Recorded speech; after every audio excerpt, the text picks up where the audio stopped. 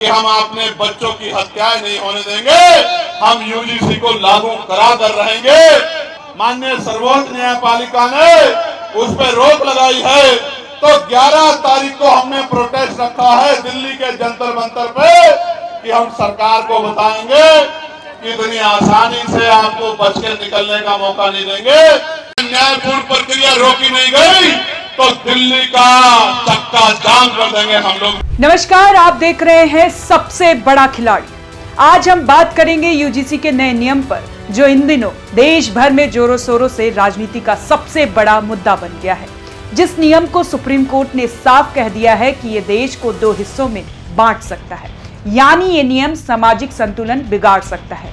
उस नियम को लेकर आज राजनीति गर्मा रही है कि हम सरकार को बताएंगे कि इतनी आसानी से आपको बच के निकलने का मौका नहीं देंगे। सबसे पहले समझते हैं यूजीसी का नया नियम क्या है और विवाद क्यों है। यूजीसी ने जनवरी 2026 में इक्विटी रेगुलेशन यानी समानता नियम लागू किया था। वो पूरे देश में आग की तरह फैल गया। नियम का मकसद था उच्च शिक्षा में समानता लाना, लेकिन इसकी भाषा इतनी अस्पष्ट थी कि सुप्रीम कोर्ट ने कहा कि ये नियम समझ में नहीं आता और इसके दुरुपयोग का खतरा है। इसीलिए कोर्ट ने नया नियम रोक दिया और कहा कि फिलहाल पुराने 2012 के नियम ही लागू रहेंगे। अब इस नियम पर राजनीति शुरू हो गई है। एक तरफ कुछ नेता कहते हैं कि नया नियम गरीब और पिछड़े विद्यार्थियों के लिए अच्छा था, और दूसरी तरफ कहते हैं कि ये नियम समाज में विभाजन पैदा करेगा। सुप्रीम कोर्ट ने भी यही चिंता जताई थी कि इससे समाज टूट सकता है। क्योंकि जब मुझसे कोई पूछता है कि आप कैसे यहाँ तक पहुँचे हो, तो मैं उनको कहता हूँ कि मुझे मेरे गरीब कमजोर समाज ने एक वोट और नोट देके यहाँ लोकसभा में भेजने का काम किया है। और इसी बीच चंद्रशेखर आजाद, जो खुद को दलित समुदाय का नेता बताते हैं, जो कहते हैं कि वो युवाओं और दलित पिछड़ों की आवाज बनेंगे, वही इस यूजीसी विवाद में सबसे आगे दिख रहे हैं। आपके सामने यूजीसी का बहुत बड़ा मामला है या नहीं है, बताओ। एक तरफ तो यूजीसी को रोकने के लिए बड़े बड़े आंदोलन हो रहे थे, दूसरी तरफ जो आपके हितैषी बनने की बात करते हैं नेता, वो सारे नेता चुप्पी बांध के टेप लगा के बिलों में घुस गए थे। जिसे वोट के नफे नुकसान की फिक्र नहीं थी, वो आजाद समाज पार्टी भीम आर्मी थी, जो ये कह रही थी कि आप तो काल्पनिक विषयों पे डर रहे हैं कि कल ऐसा हो जाएगा। हर साल हमारे तो लगभग 72 बच्चे जो हैं उनकी जान जा रही है, सुसाइड करके संस्थानिक हत्या हो रही है। हम कब तक अपने बच्चों को मरने देंगे?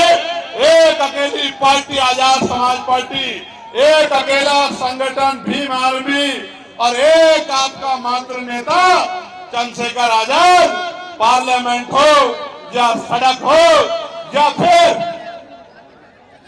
मीडिया के सामने सीना ठोक कर खड़ा था, ये कह रहा था कि हम अपने बच्चों की हत्याएं नहीं होने देंगे, हम यूजीसी को लागू करा कर रहेंगे। और अभी जब माननीय सर्वोच्च न्यायपालिका ने उस पर रोक लगाई है, तो 11 तारीख को हमने प्रोटेस्ट रखा है दिल्ली के जंतर मंतर पे कि हम सरकार को बताएंगे कि इतनी आसानी से आपको बच के निकलने का मौका नहीं देंगे।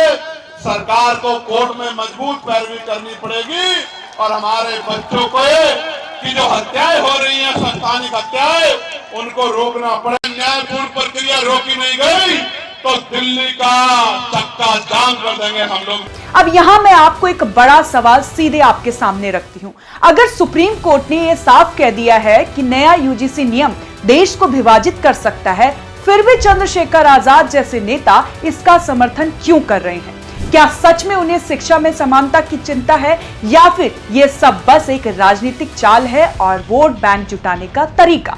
और यही बात उभरकर सामने आती है।